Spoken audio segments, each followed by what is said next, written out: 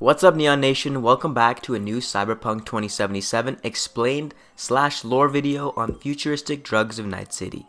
We'll be looking at some of the most insidious substances being peddled on the streets of Night City, their debilitating side effects, and the repercussions your character might feel if you find yourself fiending for a fix. The drugs of Cyberpunk 2077 are far more lethal than their 20th century counterparts. Many of these are experimental in nature and distributed throughout the streets of Night City by megacorporations looking for some guinea pigs and to leverage their control. Some drugs are brewed at home by street scum looking to create the next big addicting formula in their grungy basement labs.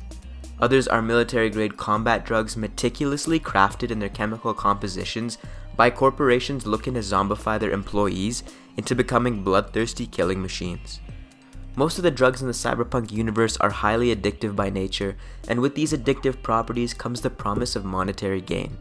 Trying to captivate a market of addicts is something sought after by all those involved in the drug trade. The wealthy can afford the highest grade of chemically pure compounds and designer drugs, whilst the street dwellers are generally left ingesting the toxic waste byproducts of these compounds, which are less pure, create more psychosis, and are more harmful to the user. Let's take a look at some of the common street drugs, what type of compound they are, their side effects, and their respective strengths. So first up we have SYNTH coke. This is a stimulant type drug and a synthetic replacement for traditional cocaine. Synthetic formulas are usually more detrimental than their counterparts and have the same side effects of cocaine, including paranoia and psychological addiction. It's one of the more tame drugs in Night City, exclusive for partygoers and recreationalists, and has a strength level of 1. Next we have SYNCOMP 15.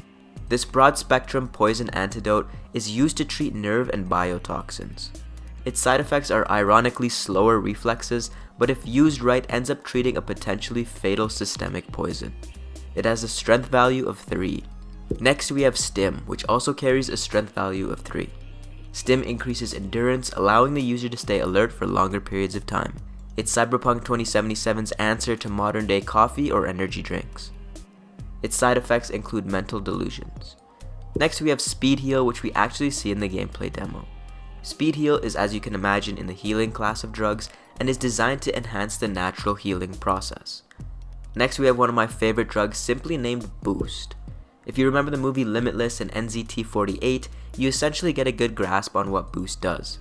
Boost increases your intelligence stat by 1 point for a 2 to 7 hour period. A Boost addict has gained full tolerance as his intelligence is no longer increasing, but must redose with Boost in 12 hours or be reduced to screaming fits and hallucinations. Boost has a strength level of 4. Blue Glass is a 1-strength hallucinogenic drug which may make you immediately think of Breaking Bad and Heisenberg's signature formula. Blue Glass was originally developed as a biological weapon. Taking Blue Glass gives you 30% chance of flashing out, meaning your vision will start to spin into a kaleidoscope of colors and your mind will start drawing blanks until it's sedated. This reduces your intelligence level by 1 per dose. Next we have the euphoric compound called Smash. This is the Cyberpunk equivalent of alcohol and is yellow, foamy, and comes in cans. It's a party drug and a social lubricant which makes you feel giddy and excited. Its side effects kick in when it starts to wear off and includes feelings of suicide. Worst case scenario side effects wise is catatonia, which will make you feel excruciating and overwhelming pain, reducing you to a fetal position and ripe to get robbed or beaten to a pulp by a passing booster gang. Dorph is up next and is a pain negation drug with a strength value of 2. Designed as a combat drug and painkiller, Dorph, short for endorphins, reduce pain and stress levels.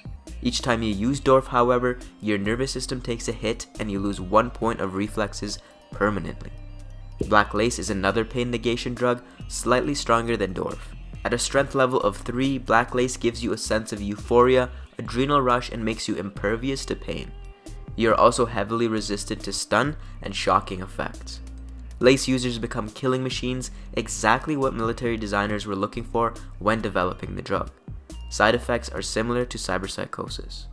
Now, many of these drugs are taken via similar ways to the real world, with intravenous, oral, and nasal delivery methods being the most popular.